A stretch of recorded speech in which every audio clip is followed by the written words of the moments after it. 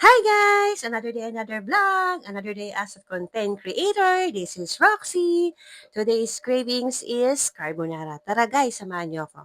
Mga magic tayo. From this to this. And this to this. And this to this. Uunahin natin lutuin yung ating pasta. So magpapakulo tayo sa kaldero ng tubig. Maglalagay tayo ng 5 bowl of water. Estimated ko lang yan guys. Kalahating kilo ang lulutuin nating pasta.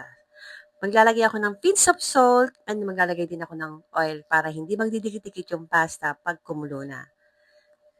Pag kulo na guys, ihulog na natin ating pasta. Fettuccine nga pala ang gamit natin dito guys. Mekos-mekos lang natin to. And then, after 15 minutes, pwede na to iset aside na natin. On another pan, we put some oil. Some oil. Sana oil.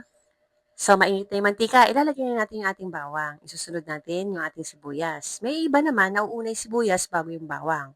Kanya-kanyang diskarte yan, guys. So, antay lang natin mag-translucent. Isusunod na natin yung ating mushroom. Ayan.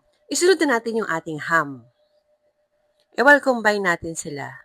Then, maglalagay din pala ako dyan ng tubig. Pero yung pinagpakuluan ng pasta natin ang ilalagay natin water dyan. Kumulo na. Ilalagay na natin yung ating all-purpose cream. 3 pack nga pala ang nagamit kong all-purpose cream dyan. Nasa inyo na kung anong brand ang gusto nyo, guys. Since wala tayong nabiling carbonara sauce, gagawa tayo ng sarili nating carbonara sauce. From bowl of water, room temp lang yan. Then, ihahalo natin tong mushroom soup natin. Halo-haluin lang natin hanggang sa ma-dissolve. 5 minutes kumulo na yung ating sauce. Ilalagay na natin tong mushroom soup. Halo-haluin lang natin na maigi. Then, isusunod na rin natin yung ating cheese. Maglalagay na rin tayo ng ating pampaimas. Siyempre, hindi mawawala ang paminta. Antayin natin kumulo, then okay na to. Kunin na natin ang ating fettuccine. So, ready na to ihalo natin sa sauce. Pag na-well combine na, pwede na natin itong i-serve. Tamang-tama, merienda na. Tara, kain na tayo. Yummy! Another craving satisfied. This is Roxy. Bye-bye!